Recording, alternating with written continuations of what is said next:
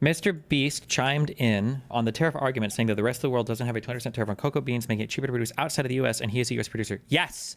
Remember, that's the weird thing about, it's not, it's just, I don't have words. I can't talk intelligently about this. There's nothing to say, right? This is like, it's like somebody buying a set of these grippers for an army of 12-year-olds, training them for 6 months, and then giving them plastic bags to squeeze.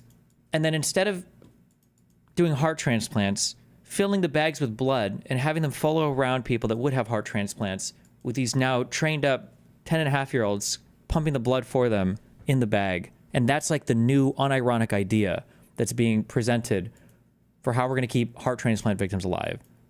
So they don't have to deal with your immune system rejecting a donor heart. Like, that's like the level of absurdity. This is the level of absurdity that we're on. Like, because let's say that you make shirts, and let's say that you can do all of it in the United States. You've actually lost the entire world now as a consumer base, because everybody has reciprocally, that's a word, right? They reciprocally, that's not a word. That can't be a word. Practically, the rest of the world reciprocates tariffs on us. And now you can't export if you manufacture in the United States. So now you've even hurt U.S. manufacturers, because now you can't export at all. Reciprocate. That's not the one I was looking for. It's just so stupid.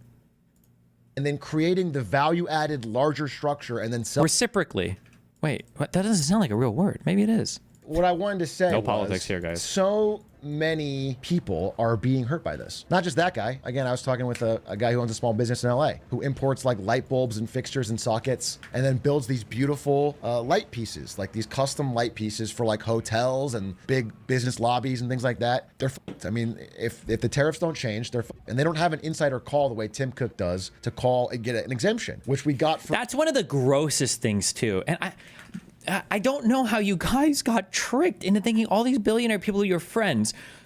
When we watched that show, the All in Trump's Ass podcast, or whatever with the Chamath guy, and he's like, yeah, man, but like this administration's cool because I can just make a phone call and I can get my friend's business on the tariff exemption list. And that's not like corrupt or anything. That's just like, it's just like a cool thing. Like, it's just so absurd, bro. Oh my God. For, again, the whole point of this, if there was any point at all, would be to bring the high-value, high-tech industries to America. Chips, computers, high-end stuff. Instead, we are exempting those things because that'll hurt the market. Not only is it dumb, but it's also cowardly. He's also shown that he has no backbone or spine for his own negotiating position and is actually going to be a panicking. He actually backs down the second there's any pressure. He's done that. He's backed down over and over and over. Look at these back and forths. Has China done anything to change their position? God, China is what I wanted Canada and Mexico and the EU to be. God, China's... Is China goated? I don't think China's changed their position at all. They're just like, reciprocal tariffs? More? Okay. It's just... An L on both fronts. Is tech from other countries still tariffed? Every other country is tariffed at 10%. All their tariffs have been paused outside of China. Though I think a lot of the tariffs haven't even been collected yet. As I've seen the timeline, it's just Trump, tariff China, China retaliates. Trump, bigger tariff on China, China retaliates. Trump says, I want Xi Jinping to call me. China does nothing, doesn't call him. Trump says, I'm ready to make a deal. China doesn't do anything. Then, masterful gambit, Trump rolls back the tariffs on China's two largest traded items. I don't even have a dumb leader. I have a leader with no spine. I got a leader that can't even, who says, like, don't worry, we'll get through this. We have to do a little pain for, he doesn't even. And like I said, like, there are three Trumps. There are three Trumps. The first Trump was terrible, a horrible, sad, disgusting day for the United States. The second Trump would have been even worse.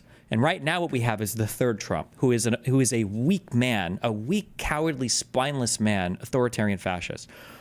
The second Trump was the imaginary Trump promised to us by the worshipers of the first Trump.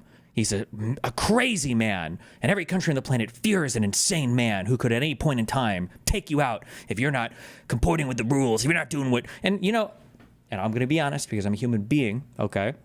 90% of me wanted to see the Ukraine-Russian war resolved peacefully. 90% of me wanted to see the Gaza-Israeli conflict resolved peacefully. And there's that 10% that does political commentary online. That's an emotional movement where I'm like, I want to see this mother fail, okay? I want to see this guy, Trump, okay? But like, you know, we should want these conflicts to resolve peacefully no matter what. But now we got like the worst version of everything. At the very least, Trump 2 should have come in. Like if Trump 2 was the promised Trump. Trump 2 was the guy who was going to come in and look at Putin and go, I'm 83 years old, motherfucker. You don't think I'll do it? Leave Ukraine right now or I will. I'll push the button. I don't even know what the this button does and I'll push it.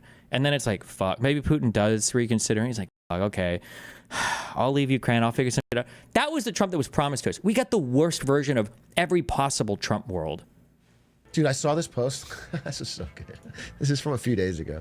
China has 3 options. Concede defeat to whatever terms Trump demands. Devalue the yuan by 20 to 40%. Unleash the biggest fiscal stimulus in history, talking 2-3 trillion, which will push its debt off the chart. Option 4, not listed. Wait 3 days. Option 4, wait 3 days, 72 hours. And without a call, it'll back down. I don't know. And then the fact that, you know, Tim Cook donates $1 million to the inauguration. Disgusting. He's there in person. That's also disgusting too. Dude, these fucking loser.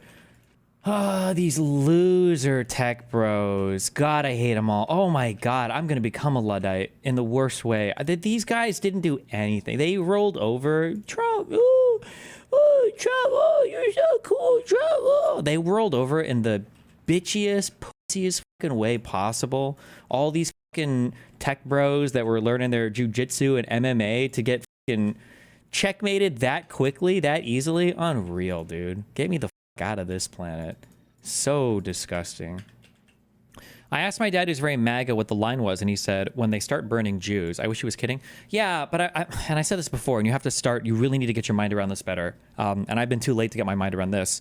Those lines are the word games are what you have to pay attention to, because they technically don't ever betray any of their principles. They just redefine the words in order to make it work. Like the sentences are full of what are they in programming, variables or whatever that you can just like redefine at any point in time. So like you said, my dad said that the line is when they start burning Jews. But what'll happen is the Trump administration will find 100 Jews and they'll say, these aren't Jews, these are Orthodox West Bank settlers who make babies and make it hard for the United States to conduct foreign policy. That's why they're being burned or whatever. And they've been convicted. Like, there'll always be a way to redefine it so that it's actually A-okay. We've seen them do this with all the deportations and everything. Like, they just...